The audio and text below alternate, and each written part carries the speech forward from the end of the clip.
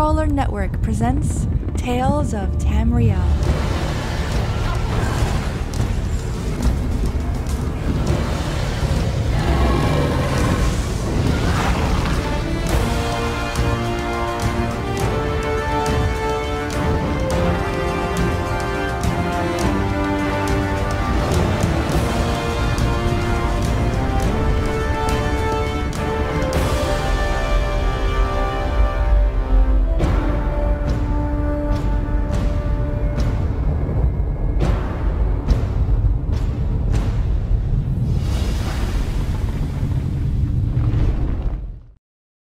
Good afternoon, ladies and gentlemen, and welcome to episode 122 of Tales of Tamriel, brought to you by the Dungeon Crawler Network, and of course our sponsors over at patreon.com/dungeoncrawlernetwork.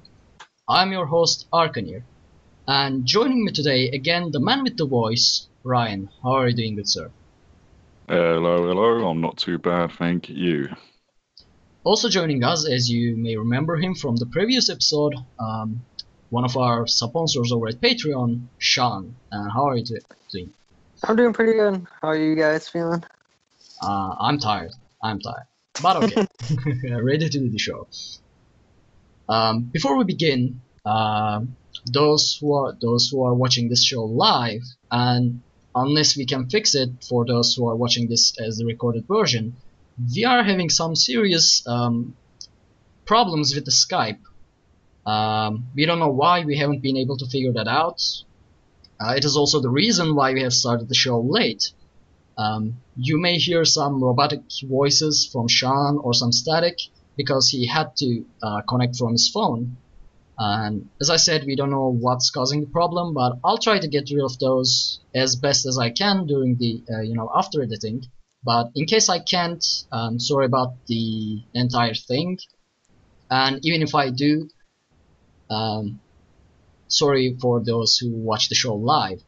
And yes, Zealot, who fired Avi? No one fired Avi, but he can join us because he is stuck at work today.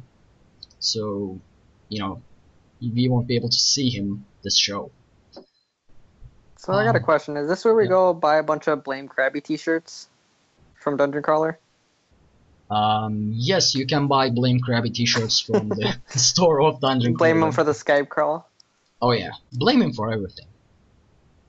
Like, the reason Avi is not here, that's probably because of Krabby too, I don't know. So yeah. Anyway, now that the apology and the announcement of the situation is out there, we can begin with the show. First up, I wanna take the quick mentions out of the way real quick because, of course, we have some great news this week. Our quick mention this week is that the PlayStation 4 is actually giving Skyrim and Fallout 4 mod support. However, these will be limited mod support, and what that is that you can actually only use the creation kit in available by the game itself, so you can't bring any assets from outside, from any external source. But still, even with the creation kit, people can do amazing stuff, so it's good, and it's a move in the right direction from Sony, from PlayStation. So rejoice, PlayStation players. You're actually getting the mods right now. Do you guys have anything to say about that? Any comments? Happy for them. Like, I'm an Xbox fan, so I was getting it anyway, but it would have sucked if it was a reversal. Oh yeah. Yeah, I mean, it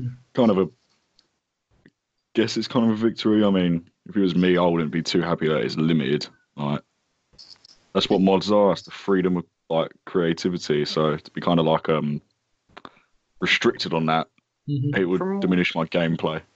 From what I remember, though, they were thinking the Xbox was gonna be limited at first to only the base game stuff. You know what I mean, and not have toy trucks flying as dragons and whatnot, as you can on the PC. Yeah, so, I don't know. We'll see. I mean, it's a move in the right direction, and maybe if they force enough, they can get full access to the entire mods. I don't know. We'll see how it goes. Yeah. And hello everyone in the chat. Today I'm actually monitoring the chat properly. I have it here, so unless it bugs out and stops updating, I'm going to try and follow everything. And hey Amanda, hey Zelot, hey Akira, and hey everyone else. Sorry, the chat updated up, so I missed some of it. Anyway, let's move on with the news, because as we all know, update 12, and in the other name, in the, One Tamriel has released this Wednesday, and also we have some news about the housing. So we have a lot of things to talk about. Ooh. What we are going to do this week is, instead of doing a discussion topic, we'll just integrate the discussion topic into the patch notes and the housing news. So we'll discuss stuff as we go forward. So there are about 20 pages long patch notes, so I'm going to skip most of the fixes and improvements. If you want them, you can read them from the forums. Oh, I'm talking like I'm getting stunned right now. Sorry about that. Being tired is, Anyway, if I don't start, I'll just keep blabbering on, and I don't think that will be good. The size of the update is approximately 2.3 gigabytes, so there's that. One Tamriel. The game content in ESO is no longer gated by your character level. And so what that means is, anywhere you go, like in any single player Elder Scrolls game, the monsters, the quests, whatever, everything in the game is now scaled to your level, or vice versa. I mean, it's pretty much the same thing. But any content is now relative. So even if you are max level and you go to one of the starter areas, you still get experience, you still can enjoy the challenge to a degree. So there's that. And I've been enjoying this a lot, especially now that I'm trying to level my European character. And I skipped a lot of quests during the grinding, and now I can go back and do all of those quests, and it's actually amazing. Ryan, why don't you go ahead and tell us what you think about the One Tamriel aspect of this update? Yeah, I really like it. I've got so much to do now with the new pledges. Not a fan of the 400 dual requests I get when I enter the main city, but you can turn it off. But no, like what was it? I got like 30 keys. It's so good having all them pledges. The game, oh my god, does it feel so much more alive? There's just so many people about. It's amazing. And Dark Anchors, they got opened up now. So you do Fighters Guild dailies there. That's amazing. Everyone goes to them. Everything's just so much more alive, and it is such a good update for the game's life. What about you, Sean? I mean, I know you haven't get the update yet, but yeah, I'm a little jealous right now.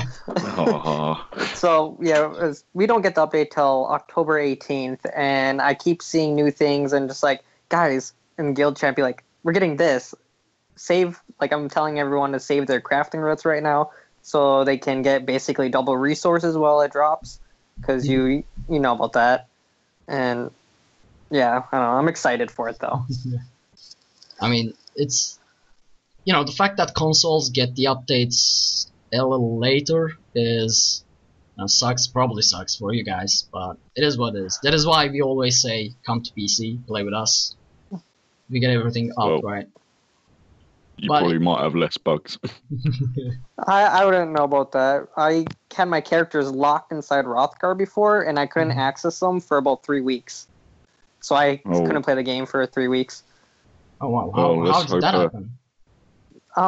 Well, before they fixed this, you would port into Hrothgar at the Orsinian Way Shrine, and if you started running on your horse afterwards, after about say 100 meters distance, you would get booted to your dashboard home screen, and then you try log back in, and if you click on that character that you got booted out with, they were stuck in like an infinite logout kick loop, and you had to send in reports to ZeniMax and get your guys ported out to a different area.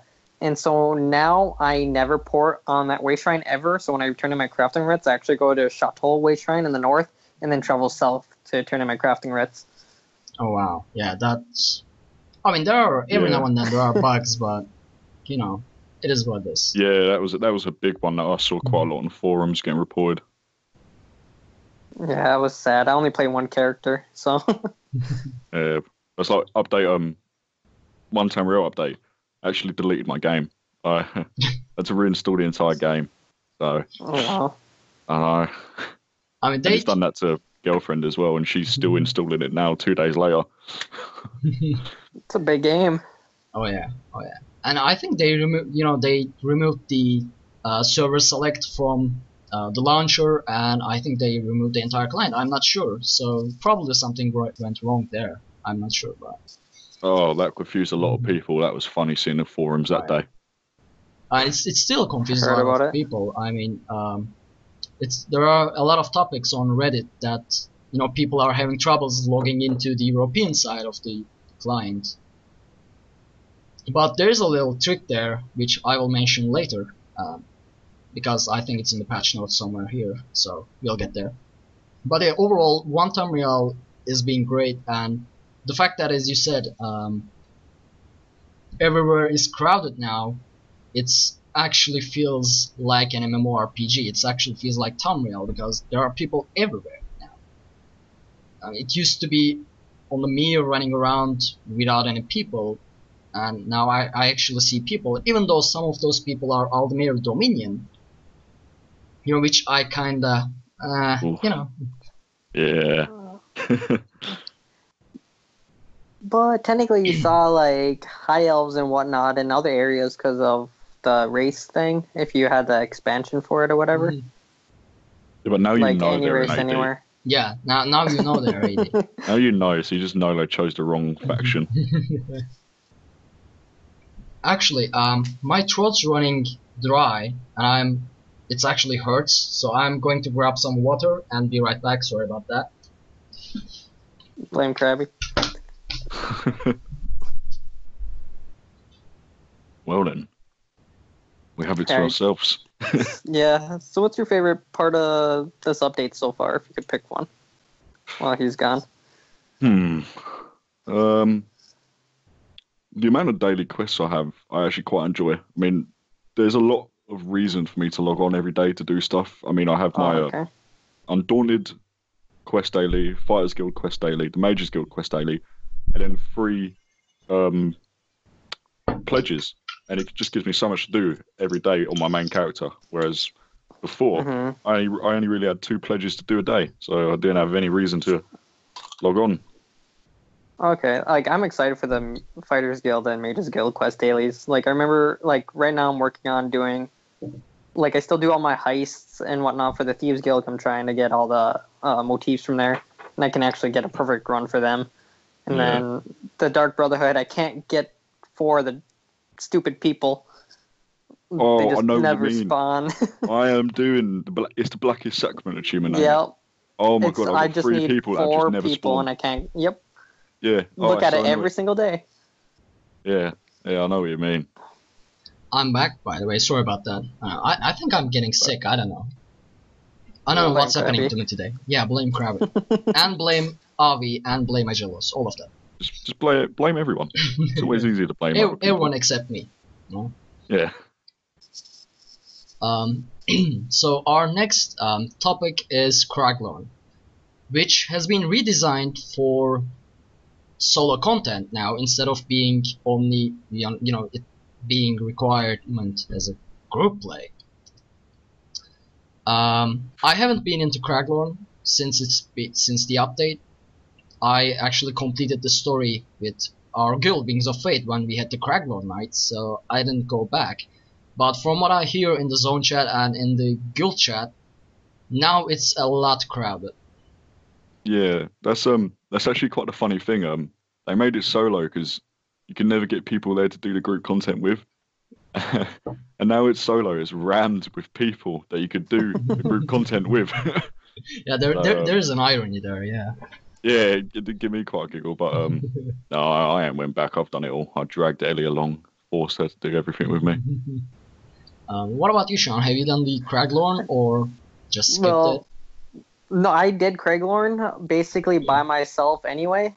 So like being a tank, I was able to just self-sustain and kill shit or kill stuff along the way, and it just took me a long time. And then I would use buddies to like stand on the pedestals when I needed them to, and that was kind of how I did Craglorn for the longest time. I mean, as long as it works. But yeah, as Ryan just said, there is an irony there that, you know, you wouldn't be able to find people before, but now that it's solo, everyone is there, and there's no reason for it to be solo anymore. So, you know, it's kind of a weird stuff going on there. But you know, it is what it is. Man, I'm using it is what it is a lot, and I picked that up from Agelos. I don't know why. Blame Agelos. Yeah, blame Agelos. I'm We are excited blaming to a do lot all of those people quests today. in there though, like in Craglorn. Like there were what CP or they were vet rank 13 when I did them. All the Craglorn stuff, and like there's no reason to go do those quests, but there are a bunch of dailies in there. I remember, like 8 or 9 of them. I want to say. I mean, they resetted everything, so, and now that the One Tamriel is out there, I mean, it's a whole lot new, you know, experience and champion points source there. So, you know, it would be a good idea to go back and do all those stuff again.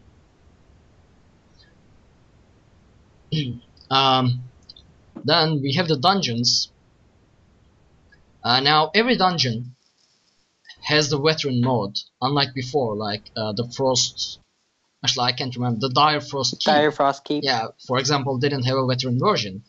And all those dungeons that didn't have a veteran version now have one. And all those dungeons that had a veteran version now has a second version.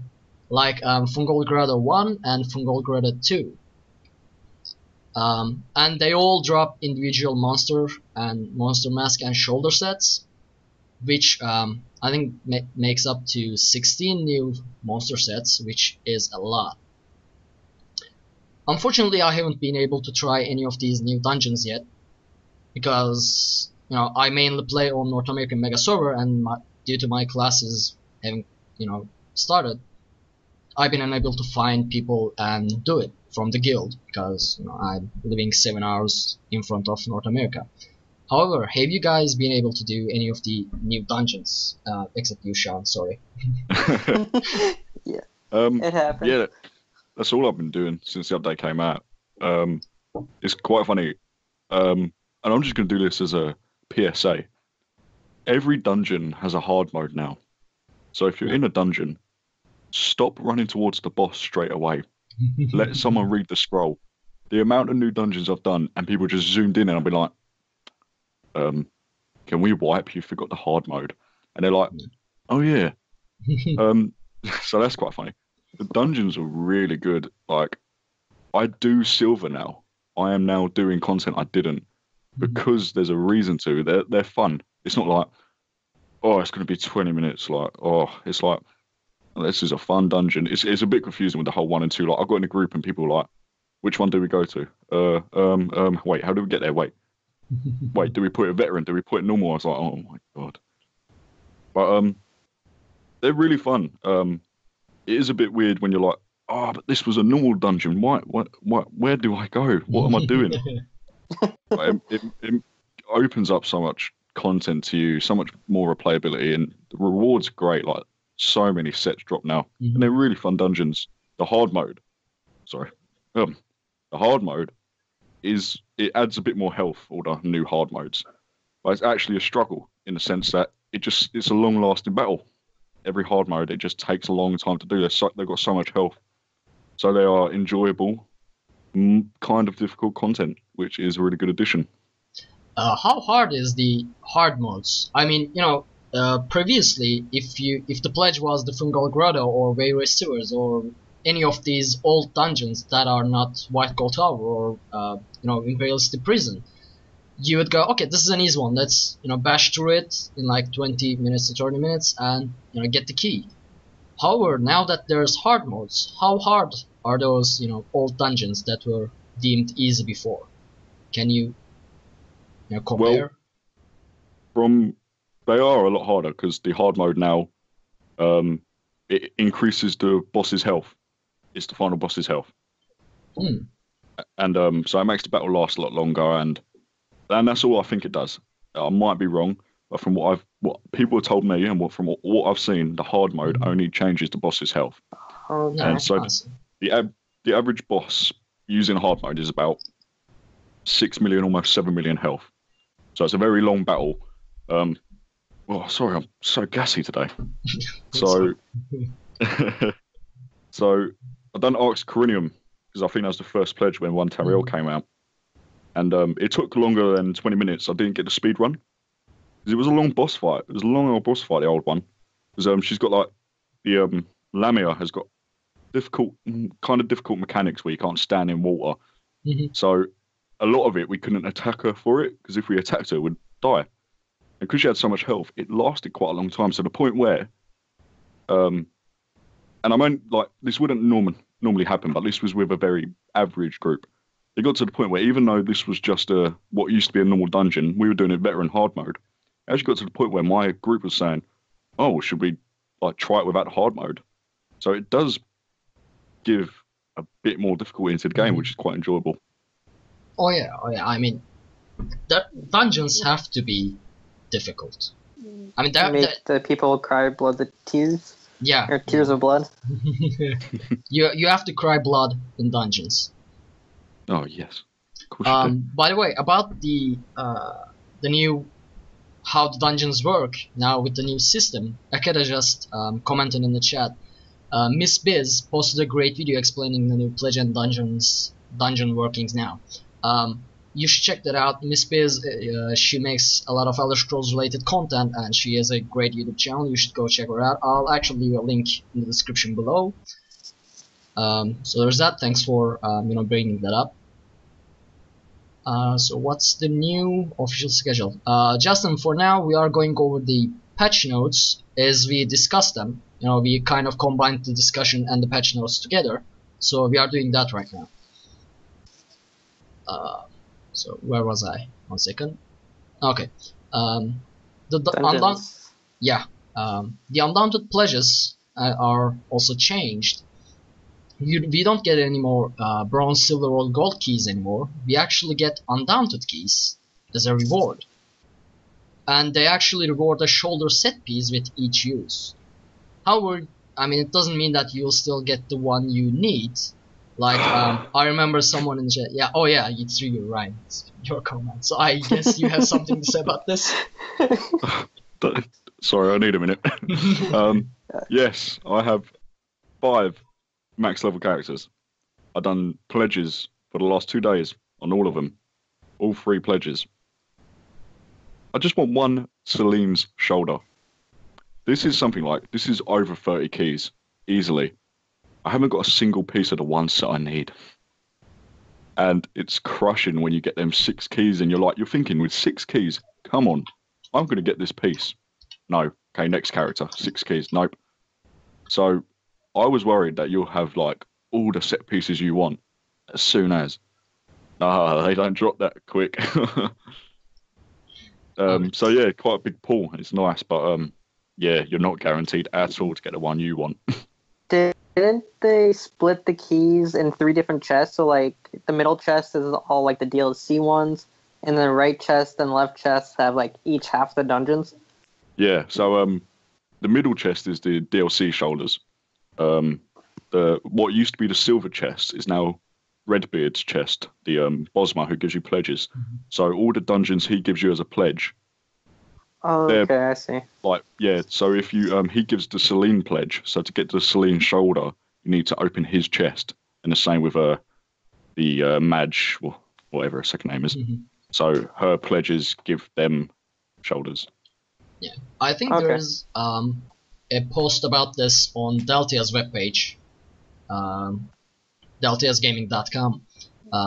He has this picture with sets showing all the chests and stuff like that. If you need, you can go check that out. Or it's also written in the patch notes, but if you don't want to go through it, you can go try that. Also, you can get up to 6 keys, 6 undaunted keys per day now. Completing a normal dungeon will give you a single key. Completing a veteran version of a dungeon will also give you a single key. Actually, how do you get 6? I'm confused. Okay. Doing the veteran hard mode will give you 2 undaunted keys, which ended up being 4. Why do I remember 6? There's 3 people who give you pledges. dungeons. Pledges, yeah. Oh, right. Okay, yeah, that makes sense. Is it 6 or was it 5? I don't know. It's one of them 6. two. Yeah. Either way, it's a lot of keys. Yeah, there's 3 pledge givers now, aren't there? Because there's DLC. Mm-hmm. Yep.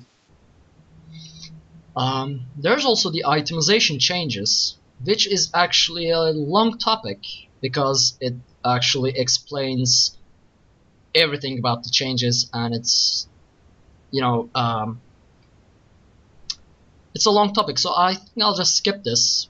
Basically, you are getting set pieces from pretty much anywhere right now. You know, all the chests, all the, you know, anchors, all the what's the name, treasure maps are actually giving you some sort of item with the set bonus. Yeah, there's another one I wanted to mention that I don't think you read. Sorry if I cut you off and you're going to. No problem. There's set pieces are now like rewards, quest rewards. I noticed it today when leveling a new character. When I was in Kanafi's Roost and doing the like quests through there, instead of like one of the items I got used to be just a 2-word names item, and it wasn't a set piece. So now I got the item again and it was a set piece. And when I done Banished Cells today, the quest reward used to be called Syrian's Last Stand, if I'm correct, and it was just some legs. It is now Syrian's Last Stand of the something. It's a set piece now. Mm-hmm. So dungeon rewards are set pieces, and they're a set piece of the set that actually drops in that dungeon. So the rewards for dungeons have been really well done with sets in mind. I like that. Yeah, really useful. Like, I used the Grievous Ward Endurance Shield on my main character because he's a tank, and I literally have that shield only because it talks. No other reason. There's a decent shield. I kept hold of that one for a long old time. There are actually 30 new item sets that drop in the overland zones. There's a huge list. In the patch notes, it also, you know, mentions where these item drops. But again, it's a very long list, so if you want to check that out, you can go into the forums and read the patch notes. Because it would come in handy, knowing where to farm an item, now that having, you know, 30 new sets. It's a long grind. I don't know. Oh, So I well, wanted I've to seen say it in something chat. really quick in the patch notes. So in your CP, there's a passive called the Treasure Hunter, and what that does, it improves the quality of items in the chest, and now chests can drop any item in the game, right? Or, well, any piece of item, like shoulder, jewelry, whatever. And so this is me just speculating, but what if you do, like, say, a Dark Anchor and you have that passive? Is there a chance to get a gold piece of jewelry? Because doing the Dark Anchors, you always get a jewelry piece. And if you have that passive, instead of getting a purple one, will you get a gold? I wouldn't believe so, because I'm pretty sure gold jewelry is reserved for like hardcore end game content, like vet trials and DSA and Yeah, I I think think so. DSA. Yeah, Because so I think gold items are locked behind that kind of hard content wall. So I think it's maybe Okay. like for blue items up to purple instead of purple up to gold. Okay, Yeah. but I don't know what they dropped in there, obviously, because I have not played it. I mean, getting gold jewelry from anchors would be too easy. Oh yeah, I wouldn't think they'd do that. Justin says it's 30 total, I thought, and you might be right actually. It might not be 30 new item sets, but just 30 items that drop in overland zones. I'm actually trying to see if any of those sets actually exist in the game, and I think, you know what, I'm not sure, so I'll leave it at there instead of giving wrong information. I'm not sure. I think it says the 30 new sets if you in the patch notes. I mean, it's kind of a I'll just actually read the actual sentence. We have added 30 item sets to drop in overland zones and dungeons, with the full list of names for the new sets below. So it doesn't actually specify some. It's a weird wording. Oh, okay. Oh yeah, no. Yeah, it's 30 sets overall. A lot of sets that have already been in the game are dropping now. Oh yeah, like I remember. That's what I'm pretty sure. Oh. Because each zone and dungeon drops 3 item sets now, correct? 1 light, medium, heavy. So. No, some of these are, actually these are, specific. I think some of these drop only heavy, some of these drop only medium. At least that's what I saw in PTS. Okay. Yeah. Anyway, if any of you in the chat room have certain information, just let us know, and I'll actually mention it again during the show. It seems I am wrong. It is 30 new apparently. Yeah. Sorry about that. I don't know.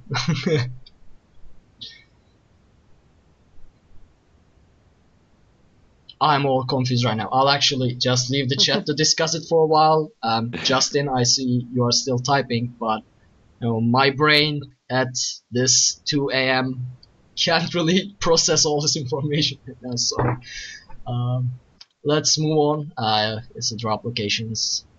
There's Dark Anchors. I'm actually skipping some of these. World bosses throughout Tamriel have been rebalanced to target groups of 4 instead of 2. So this is why I've been dying a lot in European side. I've been trying to do, I almost always solo the world bosses, and I was trying to do so after One Tamriel in European side with my CP 70 character, which is pretty weak, to do so as well, and I've been dying a lot. So I guess this was the reason for it. What about you guys? What about you, Ryan? Oh, Sean, I'm so sorry. I'll keep doing this throughout the show. It happens. World bosses change. Like, I haven't tried them yet, to be honest. I didn't really know what to do. I know it's not all world bosses change, right? It's not all of them. Actually, there's a list here. Oh. But yeah, it's only some of them. I think it's 2 per zone. No, it is pretty cool. Like I said, it's just because good thing about Orsinium was like, and you still see it now if you go there, everyone's looking for a group. Same with Gold Coast, everyone's looking for a group to do that specific world boss. Sorry. Yeah. So to see that again, where people need to work together to take down something like a world boss, is really good to see. And that's what world bosses should be. It should be like, oh my god, it spawned, everyone quick, come here now, I need all of you. And you all tackle this thing. I mean, before this, I was like, oh, I've got to go get this world boss for this achievement, this one, oh, it's done. Yeah. It's not impressive, is it? But, yeah, they've been very well reworked. Everything has. So they only I thought they updated some of the bosses' mechanics so they were different, but so are they like only some of the bosses have been made harder? I'll just give a couple examples from the patch notes. As an example, in Alikir Desert, the Lonely Papa's rage sends sands crashing through the desert, wreaking destruction upon any who intrude upon his camp.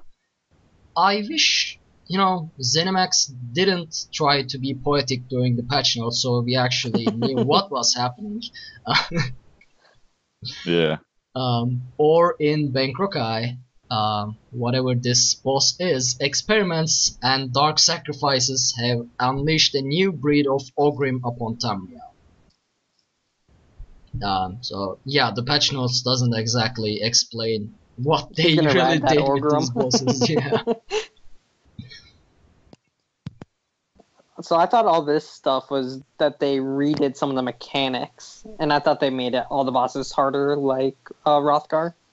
Like, obviously, I don't know because I've not played it yet, but I'm sure they are not as not like the Hrothgar bosses, because I was able to kill some of those with 2 or 3 person. And Aw. there's also the fact that my European character is quite weak. He doesn't have proper armor, and he's only CP 70, so he's not at his best. Which is Does also a he reason get why they are scaled up challenging. now, though, right? So Yeah, he's stronger Yeah. anyway. Any increasement to make it even a tiniest bit harder is still good. Mhm. I'm waiting until world bosses are world bosses. Everyone in the zone drops everything and runs. yeah. But probably won't come. I mean, I would, they could add something like a single world boss in a zone, or maybe in a DLC zone. That is actually that hard, that you can That'd actually be cool. kill without having 20, 30, maybe more people. Like, It's I like a mean, world raid boss. oh yeah. Yeah, that'd be kind of cool. Like, can you imagine? Like, obviously, this is not in the game, and nothing about it being planned. But like, say on the world map, you'd have like a skull and crossbones that's walking around, and he will spawn in one of the random zones, whether it's a DLC zone or anywhere in the Tamriel. But there's only one of him at a time, and like it'll literally take like 40, 50 people to take him down. Like, that would be Mhm. really cool. I mean, I actually love those. Back in the day, we actually talked about this too. When I was a kid, I used to play Silk Road Online, which was a free-to-play, Chinese themed, very visual game back in the day, and they had these certain bosses that people would camp for maybe hour or maybe a couple hours just for it to spawn, so they could, all 50 people or something attack it. And I know there's certain creatures like that in Guild Wars 2, dragons or something. I can't really remember. I played Guild Wars for a very little time. But yeah, I love world events that actually require a lot of people instead of above average party of 4 people. Yeah. Make me play with people. Force me to do it. That's what I want to do. I remember when like the Imperial Cities first came out, and those two flag bosses, like you need like I was used to see them wreck like 20, 30 people, and now I can in my guild we can format them, and Yeah. it'd be kind of fun if you had to have a bunch of people again. Yeah, when you were talking about bosses that walk around the zone, I was thinking flag bosses from IC. I mean, Though yeah, go ahead.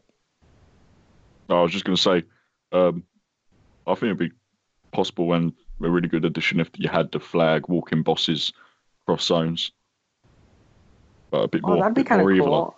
You know how like they're not dark anchors, but every once in a while, like some Daedra will just spawn in a random area and you get a decent amount of experience. If they kind of did that, that'd be cool. Yeah. Justin says that you'd never be able to complete content if it required that many people. But here's the thing, I mean, it shouldn't have to be a content to complete, Only one thing in the game would be enough for me to, enjoy it. Just in entire Tamriel, just one, as Sean said, one random Daedra spawn that is actually so strong that you can't kill it without having, a lot of people, that many people. So, it wouldn't affect people's progress, but if you enjoy such challenge, you have it. It's all an idea though. Something that would be fun to have, but not necessarily, Coming to the game. yeah. We also have some UI changes, which I'm not going to go into detail. Achievement changes, which are, of course, added due to the new veteran dungeons, new secondary veteran dungeons and hard modes. There are some new not new motives, but changes to the motives and receipts. It actually mentions the drops of the receipts, but what I want to mention here is that we know they are putting, it will be bringing back the crown crates topic, but I'll just mention it. There are some potent experience scrolls in crown crates and potions in crown crates are also quite potent. So they did say that they will be bringing new recipes to balance the player crafted items to actually have the same potency as the crown crate items. What do you guys think about that? Good. It's kinda As long off-topic, as the but- people can make the same thing, like same quality as is in the Crown Store. Mhm. Even if it's like really hard to get. No, I think crafting, you should always be able to make better than what you can buy. I mean, they Make did say the that. game. Mhm. Oh, sorry. Yeah, sorry about that. They did say that the crafting would always be better than the items in Crown Store or those that dropped Mm-hmm. way in the past. Now I'm not sure if they are still holding to that promise, but I hope so too. I mean, by the way, yeah. this is not related to patch notes. I just read the motifs and recipes, and this popped up in my mind, and I just squeezed it in there. Let's just skip it before this turns into another crown crate discussion. Alright. Justice system, higher skill ranks in leisure domain provide a better chance to find higher quality items. This replaces the previous approach of higher level zones having a higher chance to obtain higher quality items, which makes sense since now everything is scaled with One Tamriel.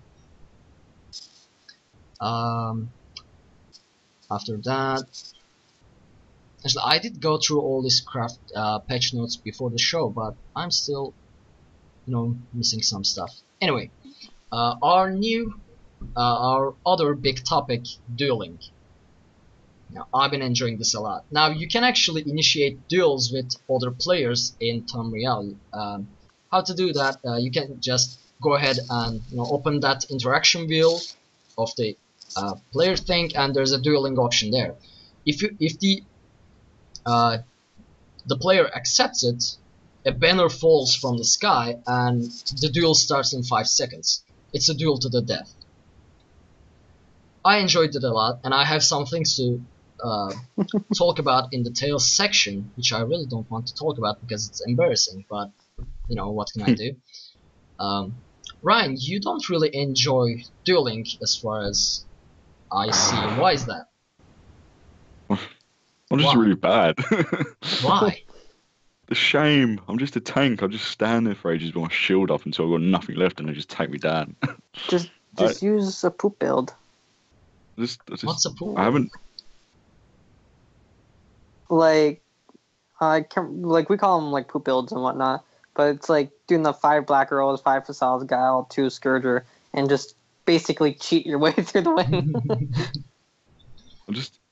I haven't PvP'd in like almost 2 years now, and I hung up that gear. I don't know how to do it, so people just come over to me like CP20 and just embarrass me. Go away. Also, I didn't realise you could turn off the duel invites. So I'd go to get a pledge, and it'd be like a bunch of annoying children run out to me, like poking me on the back. It'd just be like, this person wants to duel, this person wants to duel. And I'd be like, because I have the former emperor title, so I think that might make people go, I want to duel you. Just so they can go, oh, I killed a former emperor. So I get like so many people run out to me and asking me to duel, and it's just like, mate, I just want to get my pledge and go.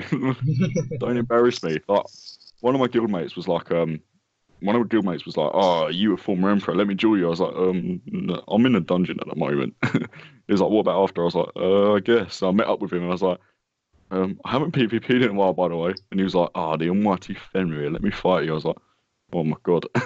He started the duel and he just wiped me out and he was like, oh. I was like, oh my god, I got to go and craft. See you later. Just zoomed out of there. So it's embarrassing. But I mean, Made me realise how bad I am. But as a former emperor, if you get back into it, I'm sure you could, dominate those dueling invites. Oh, I don't know. You certainly have the skill. I mean, I don't even imagine being the emperor. It doesn't even cross my mind because that's how far I suck in PvP. It just took a lot of time. They weren't even good. It was just like, I'm just going to kill all these people till the early hours in the morning. That's all it was. Yeah. But I think playing it for like I haven't played it since like February, so maybe. But I miss it. I miss it. It's fun. But I when you hope- play it for 5 days or 5 nights in a row with no sleep, you kind of turn off it. I helped one of my buddies get Emperor. So my spring break started right when he was doing his M push, and like I was in second or third place. We ended up staying up, I think, 4 days and 3 nights with no sleep. Like we did not go to bed to get him in. Yeah. Yeah, that's what you need to do. That is literally what you need to do to get Emperor. You just don't sleep, because if you go sleep for 8 hours, that's 8 hours someone else can just get them points. And a lot of people cheat. Yeah, a lot of people do cheat. Yeah. Yeah. Also, there's hidden politics behind Emperorship that not many people know about. It's traded about between a lot of people. Mm-hmm. Really? A lot of Yes. a lot of gold going through the Emperorship. Wow. People Yes. will pay. People will pay you to step down. Someone offered me. I'm not going to call them out, but someone went, "I'll pay you 100k to just stop playing." Just Oh, 100k? really? That's it? Really? I could had- become emperor then. Wow. Right now, You earned like 10 times that amount from doing Emperorship from the rewards of the worthy. On Xbox, there's some people that pay between 10 and 50 million to get Emp. wow.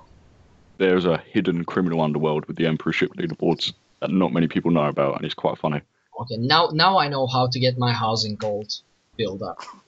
Get I'm- Emp and sell it. Yeah. Play PvP yeah. and just get bribed become to stop emperor playing. and just sell it.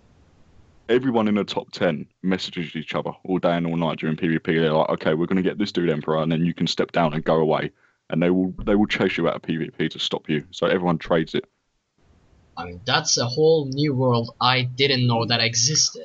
I've been They will playing hack since your then. account too. Like Oh, my I've never buddy experienced was that. hacked when he was getting Emp. Yeah, so the reason it took us so long to get it is he actually lost it by someone cheating basically and beat him by a literal 10 AP points.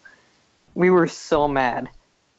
And then because he was, the other dude was cheating. And while that was going on, my buddy kept getting DC'd randomly and he couldn't get back on him. He couldn't figure out why. I mean, It's volatile. was- It's a volatile world in that leaderboard. Oh, yeah. Guilds will fall out. Guilds will split up and fall out over this. Like, I have a friend who was second in the leaderboard, higher than the guild master, and all the people in the guild were like helping each other get Emperor. But because he got it, he was about to get it before the guild master. They kicked him out of all the groups, and he did not get Emperor. He got second, and he always talks about it. I don't even know what to say. I mean, I guess it's the dark side of Elder Scrolls Online. I just Yeah. see Ark flabbergasted right now, like, what's going on? There's a whole criminal underworld, and I've never known about it. Yeah. It's horrible. There's a lot of abuse as well. A lot of angry people. I'm not getting into PvP after this. I'll just stick to dueling. Okay. Yes. Keep that away from me. But yeah, dueling is basically 1 versus 1 with other people. I'll actually talk about it more during the Tales section. Weapon ultimates have been added to the game, and we actually discussed this the last episode, so I'm not going to go into detail. However, Ryan, if you have any comments on this, since you weren't on the last episode, go ahead and let us know. If you're a tank and you don't use shield wall, get out of here. I agree. You need it. I've never seen anything like it, and I love it. I've been blessed. You need it. It's your bread and butter.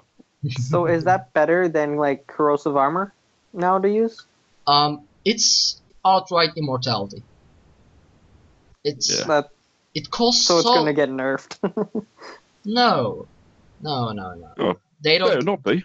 They don't nerf anything about the tanks in this game. No, We're appreciated. yeah. Kind of, yeah, that's true. But yeah, I mean, it lasts 6 seconds and it costs only 100 ultimate points. And Oh god, yes, dirt cheap. It's so easy to regenerate that you can cast it before, that 6 seconds run out. If you have an ultimate regeneration build. That's crazy. And you If can. you have blood spawn and you use meteor or shooting star, one of the two, Or like you're Kavas gonna or have whatnot. shield wall for day. But So- great skill, get it if you're a tank. Yeah. Champion points have been increased by 30 points, and not even my main account has 500, so I don't care. They're increasing it faster than I can grind champion points. So Yeah. Yeah, I can talk about that a bit more when we get to housing. oh, okay. I've got a few things that I can think that can help that. Oh, there is the motifs that actually mentioned the new added motifs, so I mixed the two topics. They have added three new motifs in this update. The celestial one, I think it's one of the the trial one. Yeah, Celestial is the mage Oh yeah, the mage, yeah. style. And then there is the Yokudan and there is the Draugr sets, which were motifs which weren't in the game before. And they are not in the Crown store, so which is good. I mean, at least they are not. They are available in the Currently. game. Does it say there how you get Draugr? Like, Yeah, I'm going a bit off it. has I don't know how been you get it. rediscovered by the Mages and Fighters Guild and the Undaunted. This Age what, of so Battle from the- armor can be learned from chapters obtained by completing the new Fighters Guild, Mages Guild, and Undaunted Delve dailies. Really? Yes. Oh, that's pretty cool. See, I've been doing them dailies and it gives you absolute rubbish. So I was like, Oh, that's oh, fair. yeah, I've been So getting it's gonna- green sets. I That's I, pretty didn't, cool. I love to do more. I didn't want to do the Fighters Guild and Mages Guild dailies because I actually hate doing dailies because I get bored. But if it drops motifs, then I can sell them. That means I'll have to do the dailies. I've got to say, I'm quite pleased with that because an ongoing problem with Elder Scrolls is they add this new daily that you could do, and then No there's reason good to do it. Yeah, and then once so with the Thieves Guild, once you get past Thieves Guild and you're not doing it anymore, they add a motif into the daily drop. So you like with the Thieves Guild style, after I stopped playing Thieves Guild and got all my achievements, they added the style. Dark Brotherhood. Once there's no they always add it too late for me, so I'm glad that this motif has come with the daily. It's there now. I'm actually kind of, because of that same reason, not going to play that DLC that much when they add new stuff out. Like, I'll play around with it here and there. So when they actually do add the motifs or whatever, and I want to actually really experience it, I'll still get that stuff, because that irritated me too, beyond no end. Yeah, it was really annoying to do all the heists and get nothing good, and then after you're done with the heist, they add the motif into the heist. Yeah, and if you do a run and you do all the stuff for the heist now, and you get way in less than 8 minutes without being seen or whatever, you always get a motif. Yeah. Oh wow. It's a lot harder to do that than you think. Yeah, but I mean, if it gives, it's about rewarding. Mm-hmm. They can ask me to do, any hard stuff in the game. I don't care as long as there is a, proper reward at the end of it. I like the Yeah. guaranteed rewards. Yep. See, had that motif been out first, that would have been a massive drive to do it without being seen. The only reason I attempted to do it properly. Cheater Builder and Sucker both at the same time said that Sacraments do give motifs. Well, then I'm being cheated Yes. out of this because I keep doing them to get my stupid little achievement, and I've never gotten a single motif. Okay, yeah, so I've only ever gotten 2 motifs that do in the sacraments, ever. And you Well, don't I- need to do it perfectly to get it, but I want to I'm- say you do get a better chance. I literally stopped myself halfway because I was like, hang on, I've never got a motif from a Black Sacrament, so I'm wrong. So I put it in the chat because in case people are like, oh, can you? And you can. I've been cheated. I keep doing them every single day to get my stupid achievement. And you can actually get a motif. I've been cheated out of this stupid game. Well, it happens. It happens. I'm so annoyed. It's about Well- sacrificing a lot of ultimates to the god of RNG. do you do all the stuff? Like, do you not get seen by less than 5 people, and you kill both people, and also kill them using like the Blade of Woe, like how it asks, like all the Yeah. bonus stuff? I Okay. just get like stupid purple gear that I don't need. Yeah, all the Actually, Sethis stuff. I yeah. didn't get motif from Black Sacraments either. Now that I think of it, I can't believe that. So I'm disappointing. thinking if I, to see if I got it, but nope. Oh. If Well, I that's got like- it, I would have sold it, and I didn't sell anything from Dark Brotherhood DLC yet. So that, at least the Dark Brotherhood quest line, that means I didn't get any motifs. Well, that's kind of like the Minotaur and Order of the Hour motifs. Like, I do those every single day, and I've only ever got one of each by doing those dailies. I got motifs from the world bosses, the Folly and the arena. There's no problem there. But from the Black Sacraments, nope, I didn't. Well, the world bosses in there drop 2 different ones of each, right? Like, they both drop the Assassin's League, and then like the Order of the Hour, which is the arena, also drops the Order of the Hour motif, and the Looming Folly drops the Minotaur motif. Like, those never drop for me ever. I don't even read what the motifs is.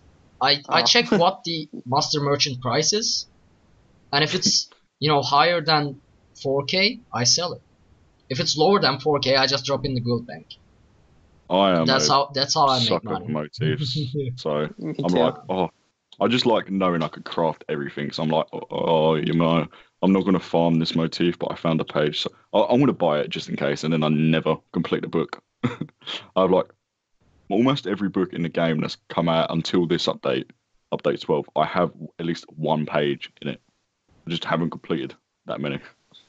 Yeah, each of those pages goes for like 40, 50K on the Xbox right now.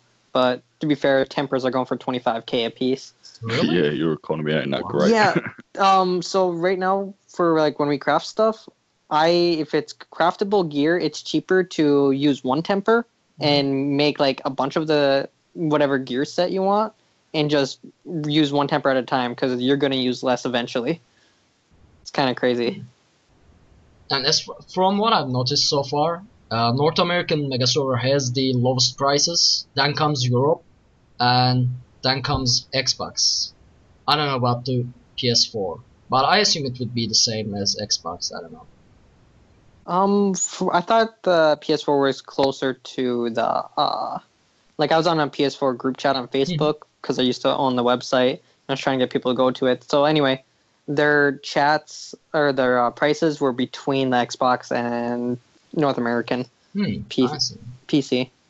Could be, yeah, I don't know. It probably depends on how many people grinds and how many players there are. So North American being probably the most crowded server, and apparently the more grinding people, I guess, have the lowest prices. I feel bad for Xbox knowing that they're 25K, because I think 11K, which is European server, is too much. Like, that's 88K for a full set of gold Actually, gear. Like, the higher, the better, because I grind and I sell. That's it. That's all I do. And if I start grinding the same amount as I do in North American Mega Server, in European Mega Server with my character there, I'll be rich. And I've the rich players, aren't it? I've been hoarding raw materials for a very long time. So, I'm not gonna lie. Like, when I get a temperate alloy or my mate, that's going straight into my guild store. But still, the idea of knowing that it's like 88K for a full set of gold gear, I'm like, what's the point? For one item. Yeah. It's literally. Yeah, it's not even full set, is it? Wait. That's one item is 88K. Yeah, that's what exactly. And on Xbox, it's 200,000. So with 14 pieces, is it? Or no, it's less than that. 9 pieces. It's 1.8 million. Walking around wearing a full gold set. Extortionate. How will the other side live? I was reading something that a message came from Agelos, and I actually missed the last part you guys were talking. Sorry. We're just talking about how it's like 88K on EU server for just one gold item, like one gold set item. Ah, okay. If you upgrade Yeah. it, it's just extortionate prices. In that case, I'm moving on. Actually, the Okay. next thing is housing updates, which we are skipping because we don't care about those, because we have some actual news after this patch notes. Now the patch notes continues as fixes and improvements to the DLCs, to the other DLCs, and to the base game, and I'm actually skipping through these because there are a lot. However, there are some fixes and changes in Cyrodiil which I'd like to mention. Cyrodiil now scales to CP 160. Was it different before? Was it something else? I don't know. 150. Ah, okay. Massive Adjusted jump. many areas around towers and keeps to cut down on gap closer, keep jumping. I heard that this was a problem before too, so I guess that's important. You can now teleport out of an outpost. Also, you can now choose outposts as respawn locations. Other than that, keep walls can no longer be repaired when between 95% and 100% health while under attack. They also increase some experience and stuff. So okay, those were things I wanted to mention from fixes part of the patch notes. As for the rest of the patch notes, it goes about for about 15 pages with the fixes and improvements, which obviously we are going to skip. That is mostly because we have some housing updates. Right after they released One Tamriel, Rich Lambert got on the actually let me see the name of the YouTube channel, the Game Slice YouTube channel, for an interview, and he actually released some new information about housing. First of all, there are three house sizes, small, medium, large, themed after each of the 10 races, so there are 30 houses plus DLC areas. Now, I actually thought that the housing would be a Crown Store exclusive or something like that because of how they were going on with the Crown Store. However, Rich Lambert proved us wrong by saying that they were giving a free apartment to everyone through a quest at the, with housing launch. So everyone, by doing a quest, will get a free apartment. And the rest of the apartments are actually sold with in-game gold, which is absolutely amazing news. Houses also account-wide for all characters. There will be a new furniture crafting system, and you can invite players and guilds into your house. Also, you can own multiple houses. So basically, houses looks like everything we wanted it to be. It's not Crown Store exclusive. You actually can invite players into the house. There will actually be a furniture crafting system for it, and it's account-wide and it's bought with the in-game gold. So amazing. Yeah, really promising. Yep. What do you guys think? Well, firstly, I think we've got to be careful saying like it's not in Crown Store. All they've said is you can buy it with in-game gold, so we don't know if there will be an option. If there will be an option to pay for it with crowns, they've just came out and said, "Oh look, it's not exclusive. You can buy it with gold, but we don't know if it will be Crown Store." Other than that, I'm excited. I like that you get a free apartment from a quest. That's really cool. I'm really looking forward to that because I might just stay in that for a bit and earn a bit of gold before I splash out. Yeah, I wonder how much the houses are gonna be like. But it's this quest for the super small house or apartment, and then wait. So there's 3 houses per race. So there's 10 races. So there's 30 houses, and then plus their apartment. Yeah, the Is that how apartment's it a is? different thing. I'm pretty sure the apartments are actually in the inns in certain towns. Because if you look on the patch notes, it says like this room is being renovated. Oh, that in this room's inn. locked and whatnot. Yeah. Yeah, so I think they're like rooms in inns and not really apartments. Oh, that'd be kind of cool. Okay, so this is just speculating, I wonder if that's based off what your race is and where it's gonna be. I'm not sure, Yeah, but it might be. I mean, even for a race, there are a lot of options. You know? I mean, if you're a Nord, your house could be in East March, in Riften. Your apartment. I mean, there are a lot of options. So I think That's the thing. they'll. Oh, sorry, carry on. You know, it could be something like whichever inn you get the quest from. It could be something like that. Yeah, that's the thing. Like you say, Nord apartment could be in like the 2 Nordic places, like areas. You say 10 races. Where will Imperials have their? Oh, housing? that's true. Yeah, Like- there's that too. I can't. Cyrodiil. I mean, there are inns. Looking out your window and 4 people just killing each other. There are inns in Cyrodiil, right? So, Yeah. at some. Could be like coral or whatnot. Oh, I mean, Gold that would be Coast. kind of weird, but Oh no, it can't be Gold Coast. That's. I mean, the DLC. technically, Gold Coast is a part of, you know. Yeah, but they wouldn't Cyrodiil lock as well. housing behind a DLC, would they? I didn't they. Yeah. I thought they did have housings in the DLC too, and it was just separate. I could be wrong.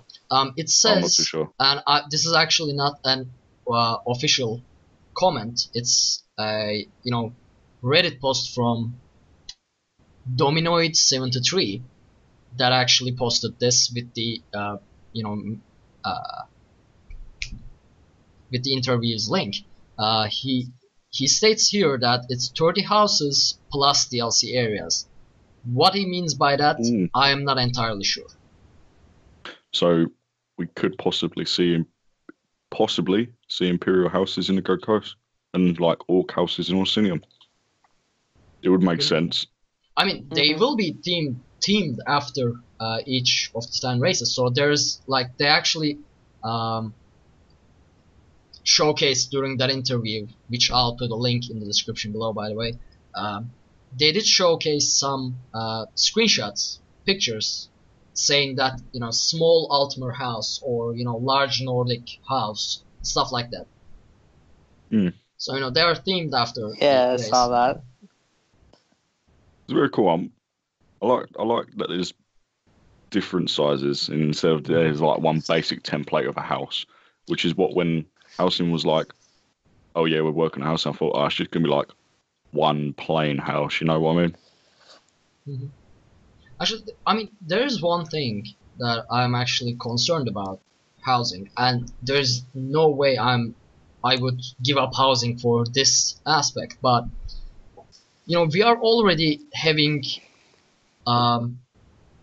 lesser and lesser open world roleplay in Tamriel. I mean, there used to be people RPing all around. So if you took a walk, you would see that people role playing, talking, and stuff like that. And we don't have those anymore. And now that people will be able to invite their guildies or players into the housing, I believe that the entire open world roleplay community will actually die out. So that's That something is I'm funny concerned you say about. that. Literally before we went live tonight, I was thinking the exact same thing. I was like, hang on, with housing, like role players are going to go to their house to role play. Yeah, because that's their bit of Tamriel. That is perfect for them. And I've personally never seen role players, so like on Xbox, it's not been a thing. It has diminished. I post obviously on my Elder Scrolls Instagram. It was such a occurrence for me to see some role play out in the open the other day. I actually had to take a screenshot and go, "Oh look, cool! Look, I found role players." That's quite a sad thing. I see it quite a lot. So for me to see role play and go, "Oh my god, like it's role players," a bit weird. And that's just going to make it more reclusive. I mean, I actually never had a concept of role playing in an MMORPG. I been role playing tabletop role play for a very long time, but I never actually thought about role playing in the game. But the one time back in first 6 months, I guess, of the game, I was running around in the Rift, and there is I forgot the name of the keep, but the most eastern keep of the Rift. I was doing a quest and I entered the, Jarl house, and there was this group, around the table, being all serious, and there were emotes and says flying around, and I was in full armor, had my helmet on, and I didn't know how the role playing in an MMORPG worked, so I just monitored the chat for a while and decided to join. So I just said, with my old helmet and everything on, may I talk to whoever holds this mood? They were having a mood, and I directly asked to talk to the leader of the mood, which was a Altmer lord of some kind, I don't know. And of course, having the helmet on and not being caring much, they kind of, in character, not off character, but they kind of brushed me off, obviously. But after that, they whispered me and said they were RPing and they would like to help if I wanted to join and stuff like that. And that's actually how I started role-playing. So, it's the open world role-playing is quite important to, both to show the concept to new people and actually meet already role-playing people in the game. So that's something, something I'm worried about. Yeah, definitely. Open world roleplay is the same way I kind of got into the fact. I mean, I didn't do it for too long because I lost like the people who done it, but it was in the Molten, a town in the Rift, and I just used to see it so much because I used to go back there because I used to bid on the Guild Trader, and I kept going back there, and it was this whole town. The whole town was just role players. People were role playing as guards. House owners, smiths. It was the whole town was like full of real players living their life. It was crazy. It was so cool to witness. And I kept coming back to this town. I was like, I'm going to join this. Like, I didn't ask them. I kind of done it myself. I was like, just rode into town on my horse, pretending to be a mercenary. Because I was listening. I was like, for a few days, I was like looking at this story, and they were talking about like vampire attacks hitting the town. So I was like rode in as role played as a guard from Windhelm coming down to check down. It was pretty cool. And they were like, oh yeah, that's like really good. They whispered me and invited me to their guild. And they were like, oh, that was a pretty cool like way to add into our story. I was like, yeah, I've been watching. So to have that in the world of the game for you to walk upon, witness and get into is very important to keep that community alive. And would be quite sad to see that locked away in houses. Yeah. And for anyone wondering how role-playing works, you can check TESORP.com, if I'm not mistaken about the URL, but if you Google just TESORP, it will come up. Also, for those who are in North American Mega Server, there are weekly, what's the name? Brawling Nights of Swords, Brawling and Drinking Nights of Swords in the Riften in front of the Withered Tree. So if you go there at around 8 PM or 9 PM Eastern, you'll surely find some people role-playing there, brawling each other, betting on, the brawls and drinking, stuff like that. So just keep in mind if you wonder how it is. Because they've been consistent about it, and they're almost always there every week, every Wednesday. So there's that. One thing about the houses, before I blubber more about the role-playing, is that all of the houses have these huge walls around them. And that actually upsets me. Because I want to, there's a house, it's in the perfect location, but it has these giant walls that you can't see outside and take a screenshot or enjoy the view, and it's kind of upsetting. And I don't know if they'll ever change it, or maybe add a tower or something that I can go up and have an aerial view of the stuff, of the area. I don't know, but I hope they do that too. Yeah, I think definitely think small houses shouldn't have walls.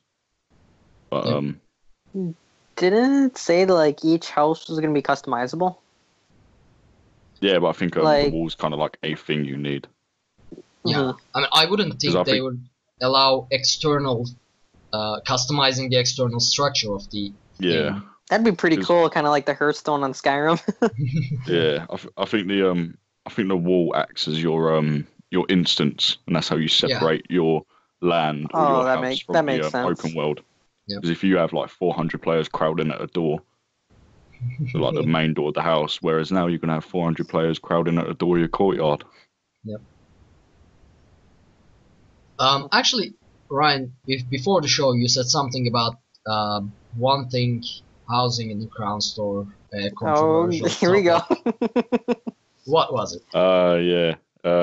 Bit of controversy time now. Right. So I started discussion. Oh, I didn't start discussion. I commented on the post last night about the interview and the recap with housing, and I was like, yeah, housing's pretty cool that you can buy it with in-game gold. I'd like to see it at 250k gold maximum for a large house. Oh God, apparently I was wrong. Everyone bit my head off and was like, nah, it's got to be $1 million minimum for a large house. And I was like, oh my God. And I was being told that that is what an end game player is used to having, 1 billion gold. That's expendable. And people were like, I want to throw my gold into this. And I was thinking, like, as I've been playing since the start of the game, I do end game content. I don't do it every single day, but I do the end game content. I at max have seen 322k. And it's if housing doesn't add any benefit to my character, why should every bit of gold I've ever earned in this game go into a house? So, controversially, I said I wouldn't mind if instead of spending every bit of gold on my account for a large house, 60 quid. Oof, there you go, crowns, I bought the house.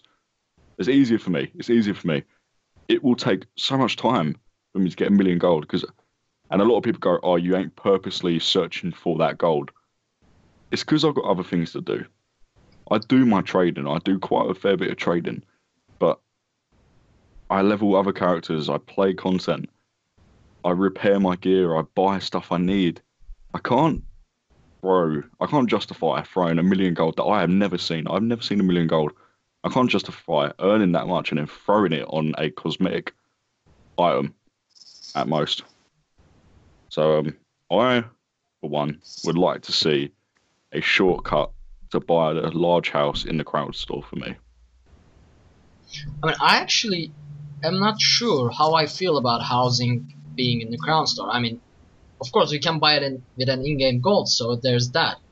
You know, that's fine. But that aside, it would be fine, I guess, to have housing in the Crown Store, but also, for some reason, maybe because of the crown crates being there, maybe because of all those limited items in there, that everything we hate about the Crown Store, that not having housing in the Crown Store would kind of satisfy me. I don't know. Would feel like a victory there. It's hard to explain, but I mean, and to bring in my other topic, I don't know if it actually makes any sense, but I would bring it anyway. It would be a bit able to if houses had a bit of benefit to your game. So I thought housing should have the benefit of if you log out on your house, you get enlightenment at a higher rate, so you get more enlightenment faster. Oh, okay, kind of like WoW and rested bonus and exactly stuff. Exactly like WoW. When you log off in an inn, you get that rested bonus, don't you? Next time you log on. So I thought if you log off in your house in Elder Scrolls, you wake up and you have either a bigger enlightenment bonus, so the cap's like 4 million something, maybe it was 6 million. 4 mil. Or maybe you get a faster rate. So instead of like this amount every X hours, you get double X amount in half the hours if you logged off in your house. That would be a good benefit. But if that benefit was in housing, it would be a bit unfair for me to be able to buy it with Crown Stores and get that benefit to my character. But if you let's say if you got the same benefit like in the apartment, which you get from just a simple quest, then it would be kind of Oh No, yeah, everyone sure. gets that quest though, don't they? Yeah. Yeah. Yeah, so it's quite. Oh no, I see what you're saying. Yeah, like everyone gets that benefit anyway, don't they? Yep. Yeah, so if everyone could get that benefit, whether they had a big house or not, if it was just Yeah. like a static whatever. Yeah, I can see what you're talking about. Yeah, but say if each house had a higher percentage with the benefit, so because you've got an apartment, the beds were sort of the rested bonus is worse, and every better house is a better bonus. I wouldn't feel good buying like just getting out my card and paying £60 and getting the bonus. Oh look, I've got the best house, and now my enlightenment bonus is massive. I can farm all this CP, and someone who's like spent a few days grinding all this gold because they can't pay for it with crowns, and they still can't get the bonus I have. Hmm. But if housing is purely cosmetic and it's just a nice little thing to have, and it's a bit of fun, bit of role players and all that, I want to be able to buy it with crowns. I don't want to spend my entire Elder Scrolls life savings on a house if it's going to give me no benefit whatsoever. If it's not affecting my character's stats or anything, if it does not affect me in any way, it's just a nice, cool place to hang out. I want to pay for it in crowns, not my entire game savings. That makes sense too. Yeah. Okay, kind of going off of that, let's say if you could pay, I don't know, say 1,000,000 gold or what you said, £60 or whatever, Yeah. $60 for say the largest house, but like say everything on the inside is only is not in the crown store, it's all made. That I think would be cool. Like, Yeah, that would be fun.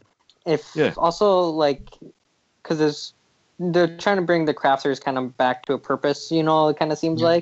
like, oh, you guys can do this and make money by selling this stuff. It'd be kind of cool if part of that crafting was also linked to your achievements, if you know what I mean. Like, say if you got the Master Angler achievement, you could make a mantelpiece of a huge fish or something, and that you could sell that in the crown store. So in order to make a certain item, maybe you had to have certain crafting plus an achievement to unlock it. That would be really cool. Yeah, yeah. What you're talking about, really cool if like your in-game achievements reflected in your house. That would be quite enjoyable.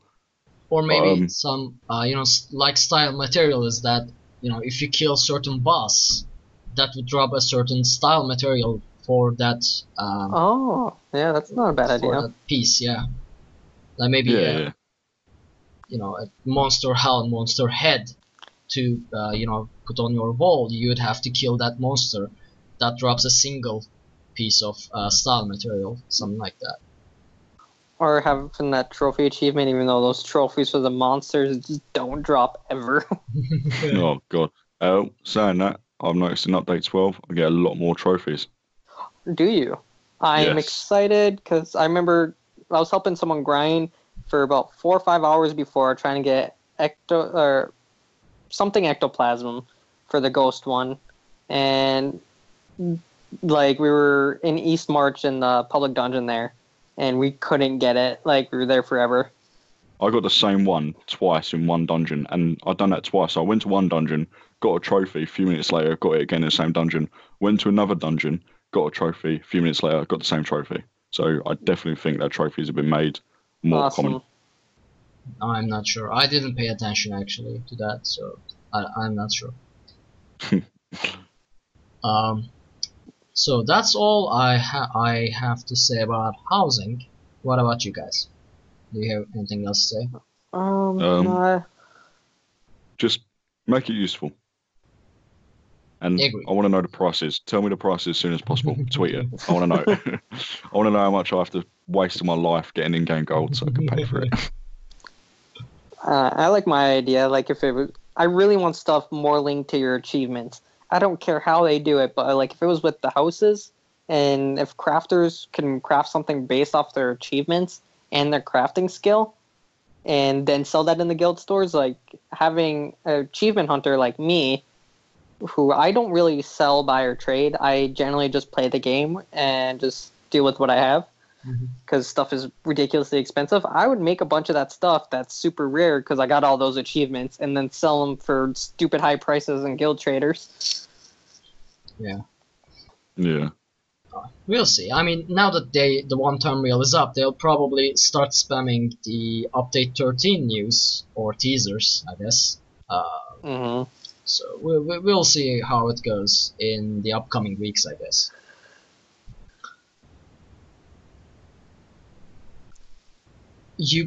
An idea from Sucker 225. You could paint your walls based off of the unlocked armor dice. Yeah, that'd be cool too. Yeah, that's actually quite a good idea. I mean, I wouldn't want to walk into a pink house in the middle of the rift, but Oh no. it is what it is. Have you got that die? It's from it's in the Imperial City. It's like it looks purple but it's gold. Oh, I got that one. I used it on my armor. Yeah. Yeah, imagine walking into a house with that die. Oh my god. So that die actually changes based off the light you're in. I think it's something violet. Transluminal. Yeah, transluminal violet or whatever. So if you're in sunlight, it's gold, but if you're in a super dark area, it's like really dark purple. Yeah, it's a really cool die. I use it on my Emperor costume. Well, in that case, let's move on, because I guess we are nearing 2 hours, and we still have some stuff to talk about, which is our Tales section, actually. Since we kind of covered discussion topic along with the news, let's jump to the Tales. Actually, I want to go first, because I have an embarrassing memory.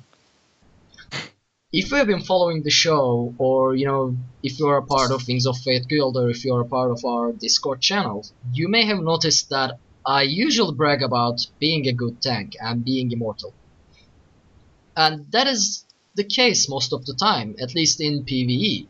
And even in PvP, even in Imperial City, since I'm usually running my full tank gear, if I run into some AD or DC, it takes quite a work to kill me. I'm hearing some echo, I guess. Yeah, me too. Sean just... Okay, there it is. It's fixed? Sorry. Okay, we got it back. And even in PvP, I'm quite hard to kill.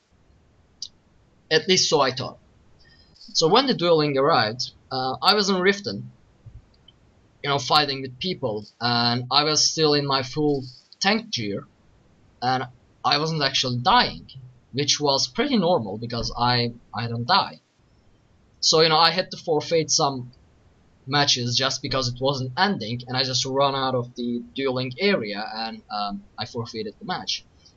Then one of our guildies, one of our community members, Nerdman, said, "Hey, do you wanna duel?" So I thought, okay, what do you want to test? Should I go try and DPS, or do you want to test, my full tank? Because I was confident. So, I got in my full tank gear, placed all my skills. We started dueling. I popped up my armor, and I have, 34k health, maxed out armor and spell resistance, 29k I think stamina, I don't know the magicka. I have a large mitigation, all of the skills, damage shields, evasion, I got everything. I died in 10 seconds. It was devastating. It was embarrassing. 10 seconds. Man, I'm a tank with 34k health as well, and I've been dueling and I've dropped that fast. I don't understand how it happens, Have you ever just you start a duel and they just instantly you're on the floor and you can't unstun yourself, and then you're gone, and you're like, come on, man, I can take on the biggest bosses in the game. But the thing is, I mean, I've been in PvP, with the guild, or trying to grind Telvar stones, and I could stand in front of 3 ADs or maybe more for a lot longer than that. With the ultimates getting thrown at me and stuff I can survive. I think that's because they're built. Them characters got different builds. There's people who PvP, and some have got a dueling build where it's 1v1. They're built for 1v1. I think that might be the difference. Here's the problem. His build wasn't specifically optimized for 1 versus 1 dueling. He was just running with it. And, you know, I don't think I ever got killed in 10 seconds in a year in Elder Scrolls Online. And it was bad. Anyway, so I actually figured it out later. It's this helmet, the monster set he's wearing, that throws these poison balls, which I call them by another name that is not appropriate for this family-friendly environment. I'll just say poop balls, as Amanda once said. These poison balls that instantly kills me. I don't know why. I mean, I have my damage shields, even through the shield wall, ultimate. Those poison balls kill you. I know what you're talking about. Someone used them against me earlier. That's the Valadress set, right? Yeah, yeah. It's a weird set. I don't know. I mean, after that, after 8 deaths, that was under 10 seconds each time. He removed that monster set and replaced it with, I don't know, Blood Spawn, I guess. I don't know. And I actually survived for about a minute and maybe longer. But that set, whatever it does, hits like a truck. I don't know. That set, when I don't remember how it procs, but when it does proc, it sends out 3 poison balls that each do about 12.5k damage, I want to say. Well, that explains it, yeah. And I want to say it procs off based off your damage, like when you're doing damage. Well, I wasn't doing any damage. Like Nerdman damage to you. Okay. Oh, he was using rapid strikes like crazy, so maybe it was proxing it like rapidly. Does he have Maelstrom weapons? Because if you use rapid strike with Maelstrom weapons, you get 2,500 weapon damage added to your stuff. And one of my buddies, he uses that, and like his flame strike ticks for 25k a piece.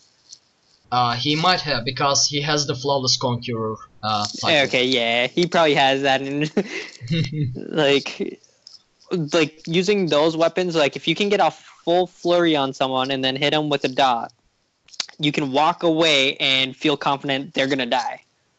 Like that's how he PvPs almost now. Either way, I don't know. It was devastating. So, other than that, I've been leveling my European character finally, and it's quite easy to level now that the One Tamriel is out there, because my problem with leveling that character was that I grinded it to veteran level, and there was this stack of quests that I haven't done, and I really hate redoing quests, especially when they are under leveled, because they don't mean anything after that point.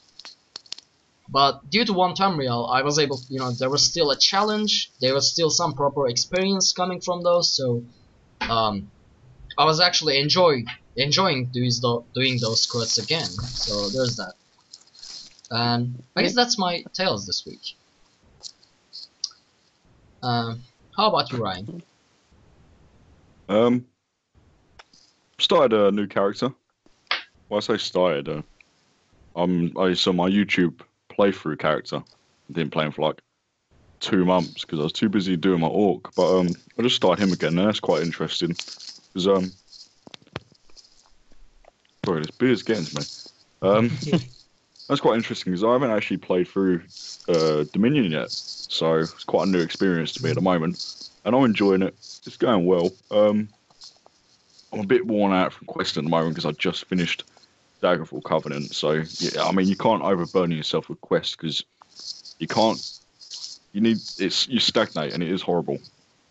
A lot of pillages as well. Ever since One Tamriel, I've been getting them keys and hoping for Celine's.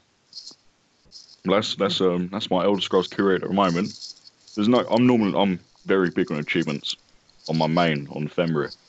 I love getting them, and there's not been any I've been going for. I've been meaning ever since the game came out to go for Master Angler, but I ain't that much of a strong-willed man to get through that. What was the Master Angler? What was the requirement? every have fishing achievement. Yeah, you have to get every fishing achievement. So was it 12 fish per all the vanilla areas plus Craighorn and Cyrodiil? I am not a strong man for that achievement. I cannot stomach that. So I'm taking. But other than that, there's not really been any achievements that have caught my eye on a fun Fenrir to go after. So I've just been doing my pledges and questing my character. Enjoyable. Dominion, good story from what I've seen. I like Queen Irene. You know what? Wait, what? Huh? Did you just say you like Queen Irene? You know, that's that's a huge. He's gonna duel you now. He's got to come back onto EU for him to duel me. In a sense of when I'm playing on Old Mary Dominion as my Bosma, I like Queen Irene. But on my Daggerfall and Ebonheart character, not a big fan of her. I give what you just said to the beer you were drinking. Yeah, so, there's like 4 of them. I'll let it slide, but... She's very patronising, I'll tell you that. Oh my god, she talks to you like you're a child.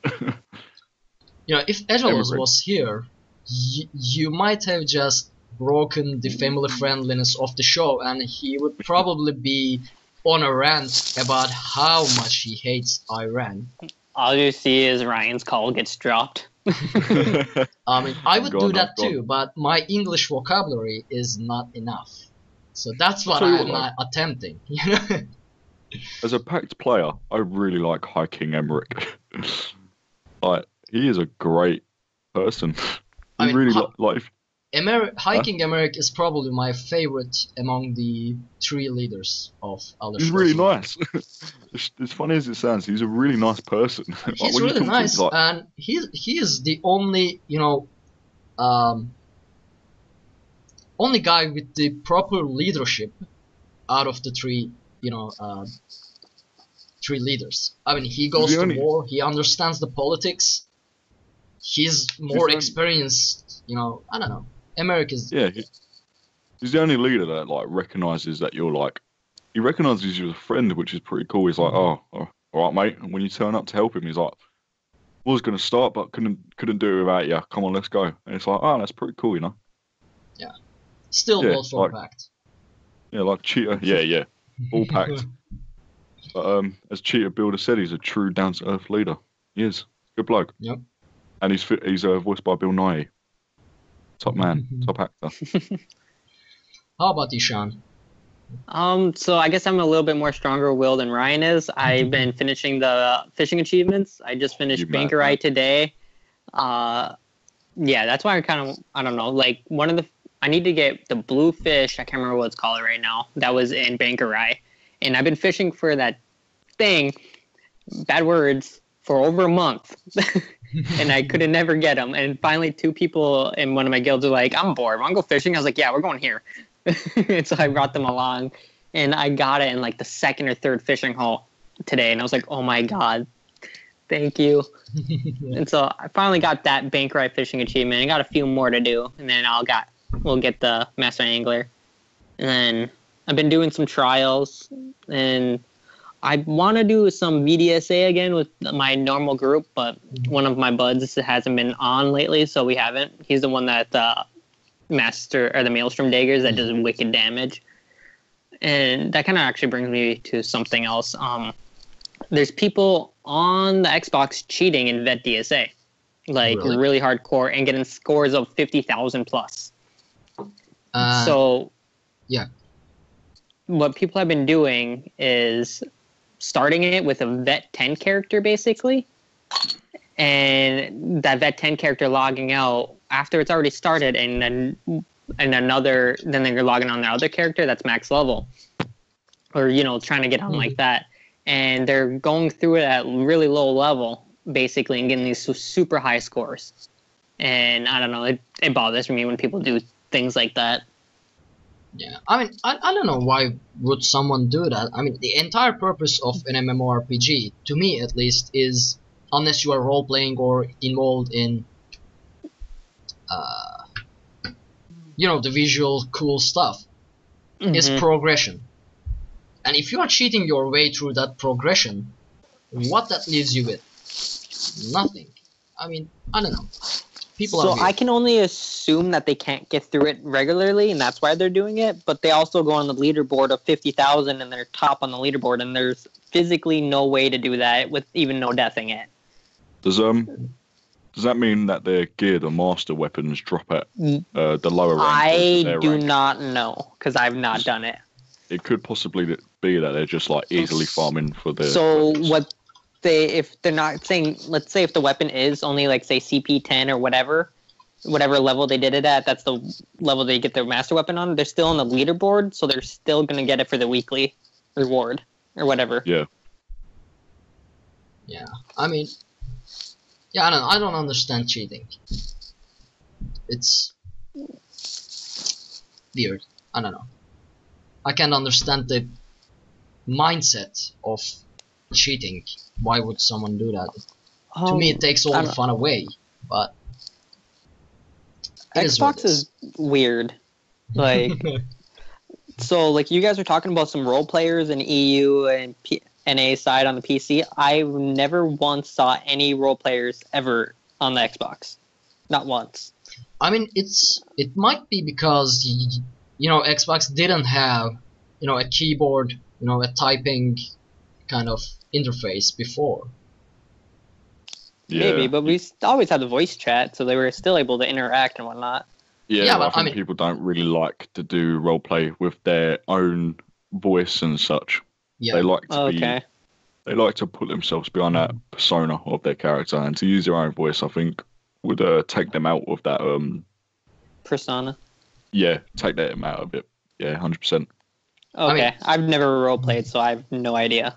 I mean, as an example, I also think it's an audience of the Xbox is a bit different from then PC audience. Yeah, that's where I was kind of leading to.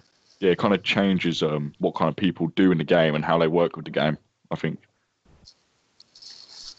I mean, my characters are, mostly Nords with, obviously doesn't sound like me. If nothing, I can't do the accent of a Nord character. So if I were to try and, roleplay with voice chat, I would either have to be creating a new character, or it would be a weird Nord. I don't know. So okay. That might be the reason. All right. So I was just always curious about that. And another thing I was actually thinking about is getting an Elder Scrolls tattoo. So I mean, it's not like a Tales part, but I've been looking at it designs. So, like the Nord hero on the cinematic trailers. Yep.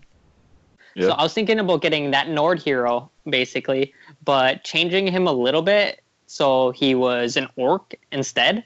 So little bit green, have some tusks, and then also make the red band that was around his one horn blue because I play DC. And changing it a little bit like that.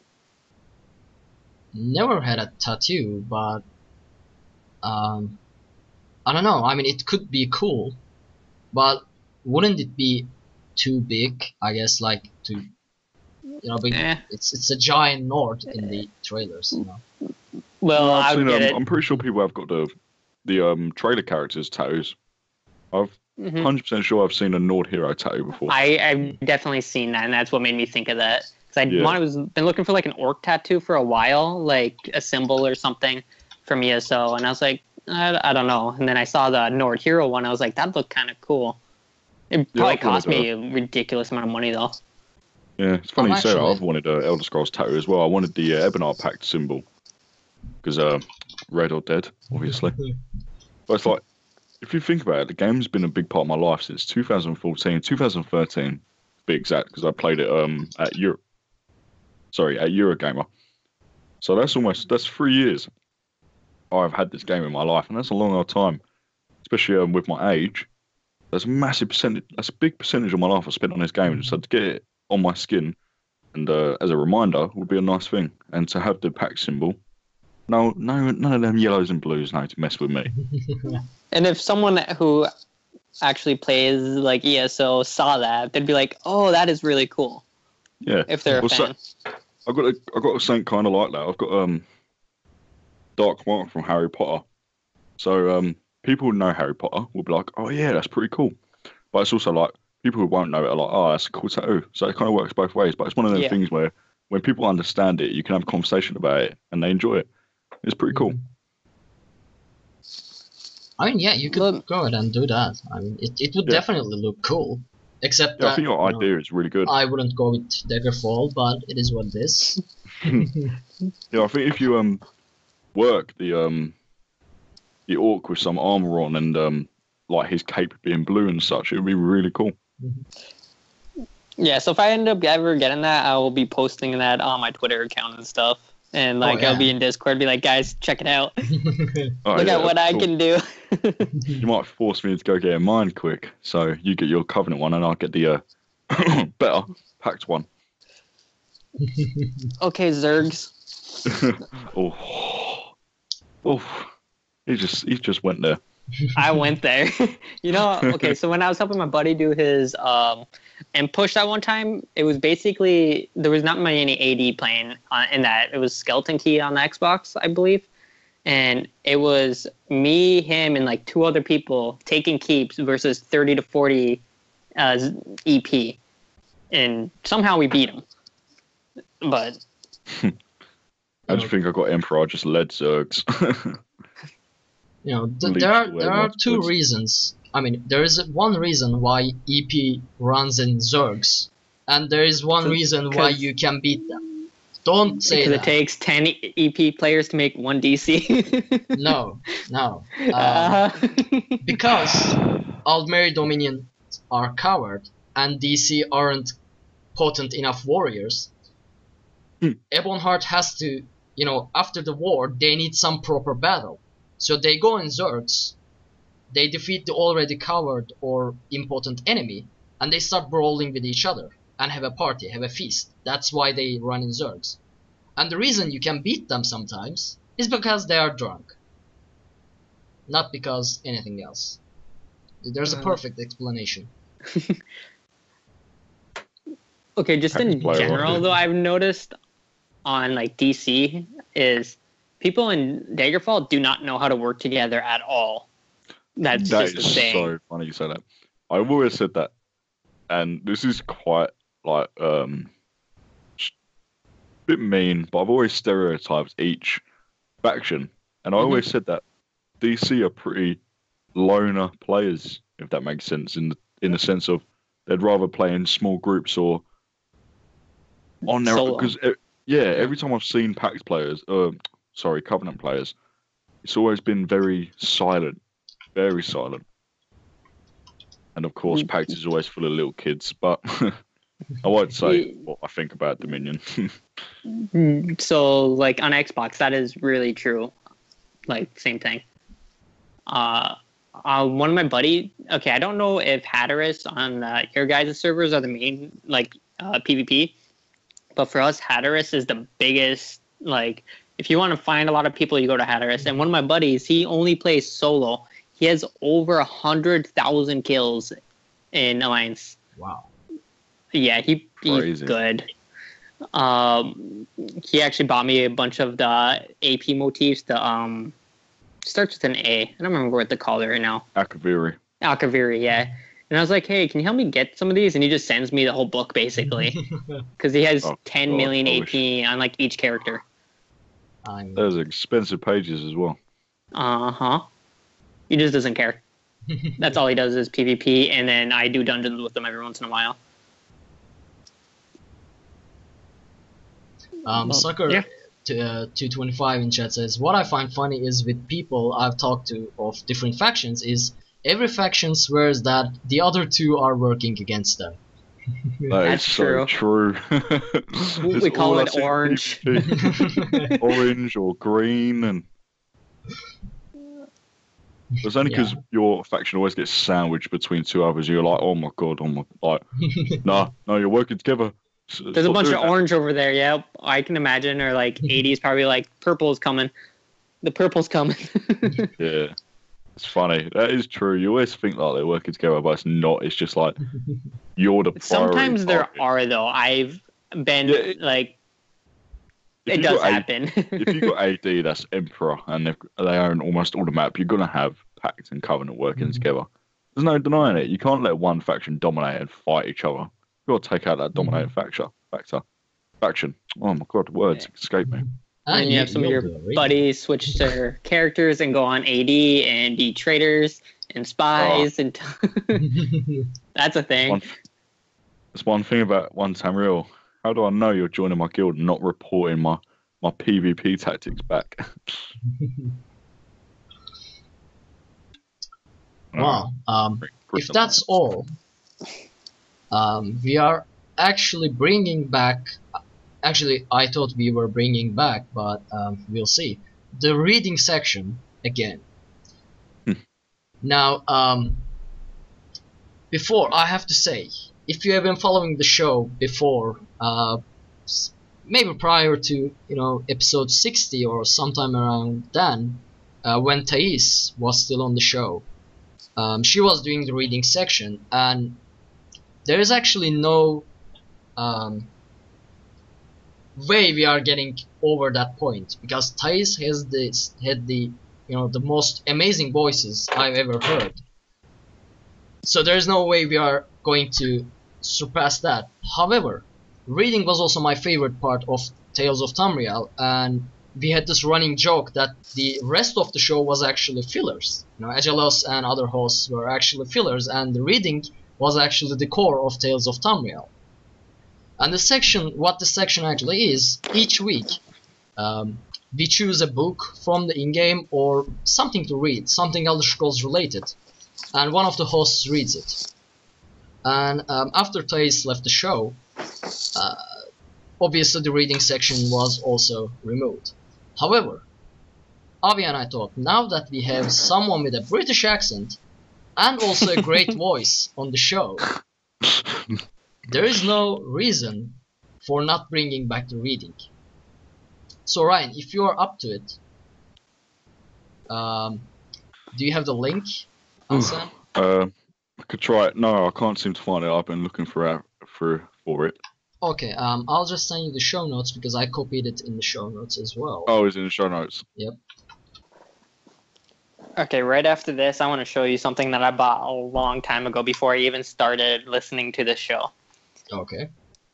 Oh, I think I found it. Okay. Before 1 second. This is actually not an original in-game lore or anything. This was a forum post that Danny Angion, I hope I didn't butcher. I probably butchered it. Wrote as a fan fiction upon the release of One Tamriel. I'll leave a link in the description below because it's actually a long read and it's actually a great writing. It's fun to read, so I encourage you to go ahead and read it. But what we are going to do is we are just going to read the starting section of the post. Ryan, go ahead. The stage is yours. So just want these 2 paragraphs? Yep. Okay, yep. Almost 4 years after the War of the Three Banners had begun, the stalemate in Cyrodiil remained. Countless efforts to push from the sea inside any of the Alliance's territories proved themselves a failure, and week after week, several keeps and cities in central Cyrodiil were acclaimed over and over by different colours. The stench of death and fire covered the air. The situation was unbearable.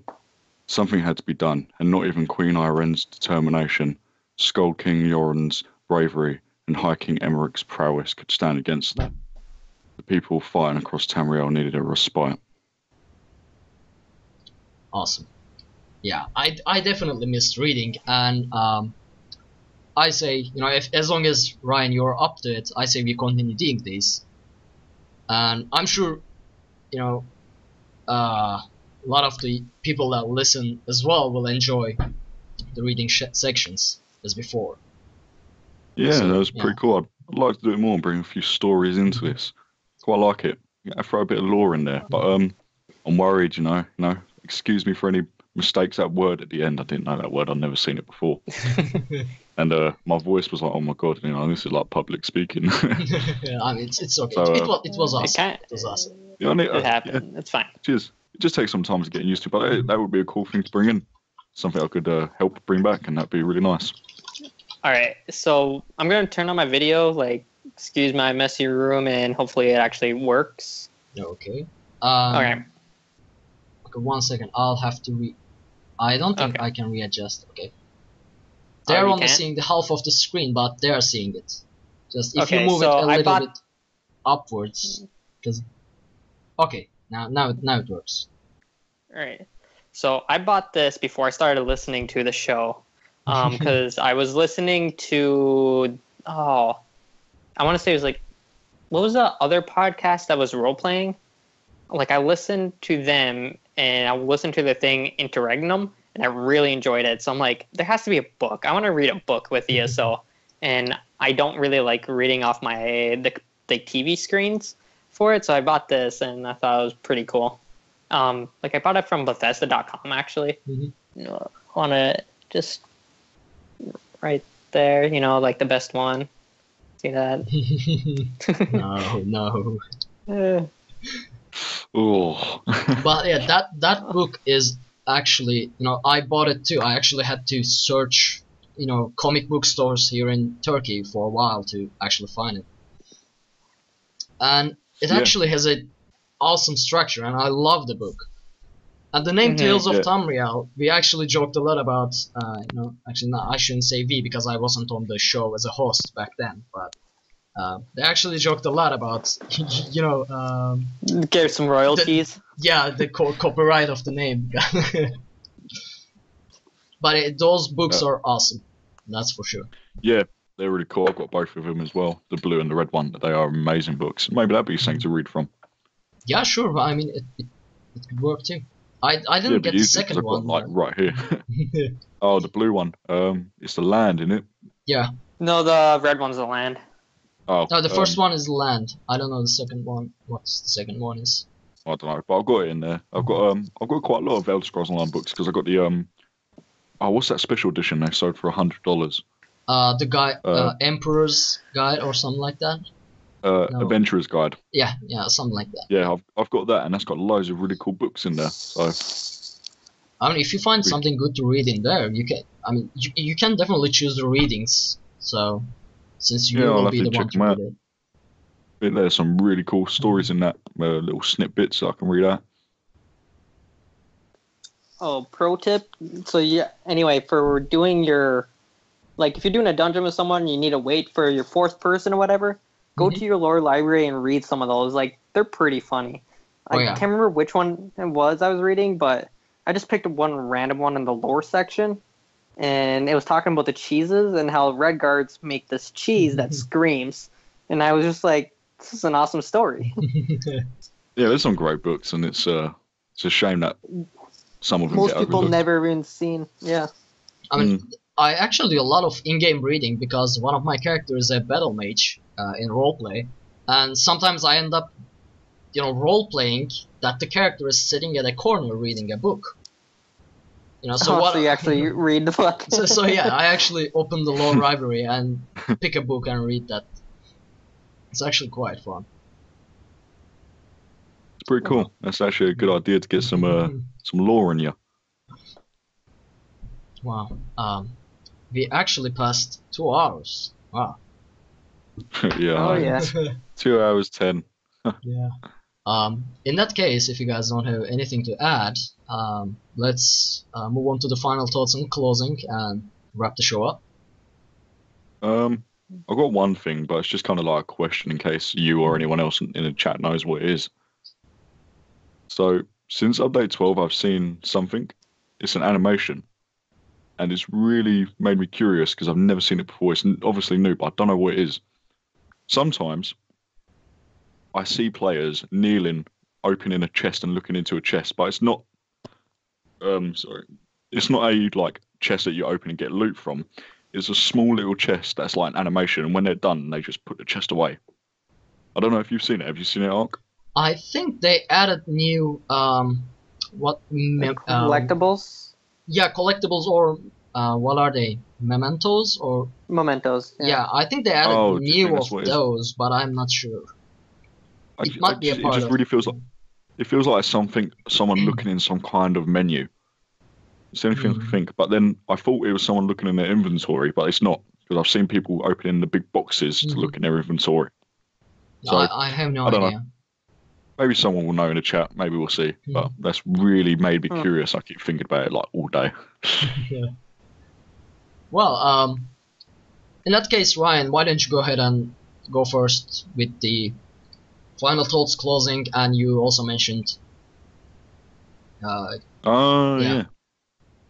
Yeah, it's been a good night. A lot of people I've seen in the chat say that they like the general discussion we've had, and I think that's a decent thing, don't you? Oh yeah. A lot of good just chat about the game. There's nothing specific we've really been talking about in that sense.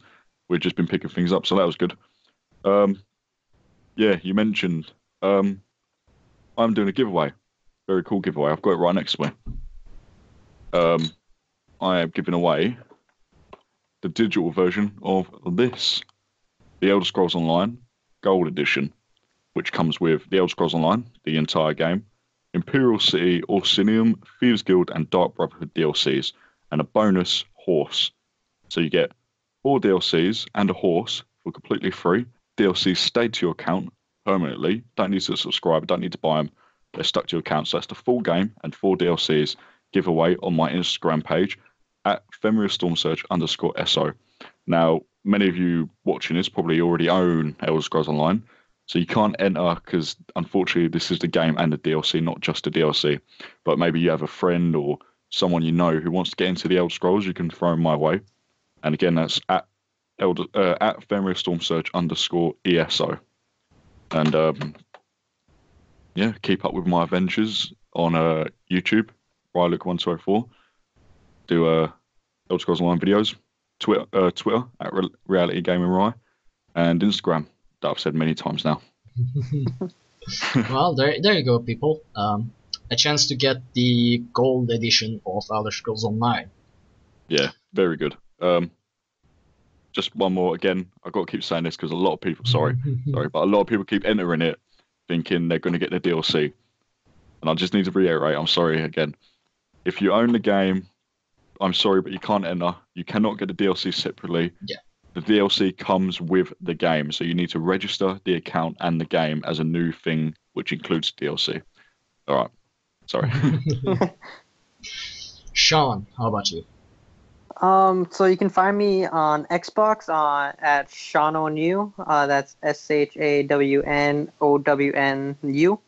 And then my Twitter account for Elder Scrolls is ESO Endgame1. That's ESOENDGAME, then the number 1. And yeah, go ahead, send me messages. I've been getting a few more followers on the Twitter account since then. And a few more people have been going to the guild. That reminds me. I'm going to give a shout out to my main guild I hang out in, which is Merc Nasty. Kind of an 18 or over guild, because be safe than sorry. But, yeah. Alright, well, it's been a great show. We kind of stumbled at the beginning, both because, I was tired, we had this difficulties. I kind of lost my train of thought in there and start blabbering on about stuff. Sorry about all those. But otherwise, it's been a great show. We had some proper news this week, and it feels great to bring reading back. Thanks, Ryan, for that. It's all good. You can find me everywhere as Arkhaniir. That is ARKHANNA. Oh wow. ARKHANIIR. I'm on Twitter. You can send me an in-game email if you want to. I'm using the same name as my email. That's arkhaniir@gmail.com. I also have a YouTube channel that is inactive, but every now and then I post stuff from other games or from videos from our Wings of Fate guild events. That being said, despite the fact that I am very sleepy, I'm actually planning to do a dueling tournament event that will happen probably half hour after the show. So if you are online, if you want to come hang out, and if you are not in the guild, send me a message. That will be on PC North American Mega Server. You can find the show at dungeoncrawlernetwork.com, youtube.com/dungeoncrawlernetwork, facebook.com/dungeoncrawlernetwork, and we have Steam and PlayStation 4 groups. I'm not sure about the PlayStation 4 group, it's just in the show notes. I'll have to check with Agelos on that, I'm not sure. If you want to help support the show, you can do so over at patreon.com/dungeoncrawlernetwork, or you can do so by subscribing to our YouTube channel, leaving a review on iTunes, or just telling a friend about us. That works too. Overall, thank you chat room, you have been very active today, and you know, we always love that. We always love interacting with the chat as the best. You know, we can't always do the best job about it, but you know, we try. So yeah, thank you all for coming. Have a good night.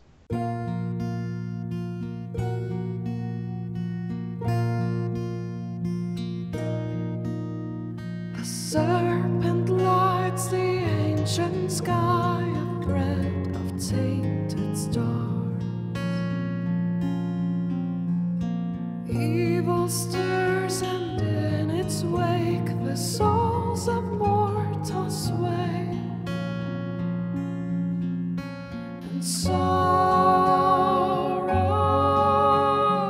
reigns over fields of red, and spirits pace through the shadows cast by their graves. These are days and nights of venom and blood. Heroes will rise as the anchors fall. Brave the strive, reclaim every soul that belongs to the beauty of dawn.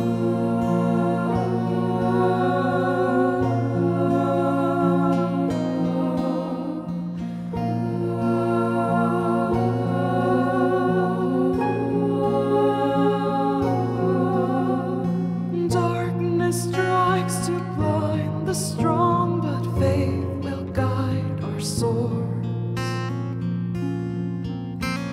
Loyal hearts will stand as one and fight with shields of hope. Pride feels the deadly fire that devours our tower of gold. The drums of war will rage and roar till the sun burns bright once more. These are days and nights of venom and blood. Heroes will rise as the anchors fall. Brave the strive, reclaim every soul that belongs to the beauty of dawn.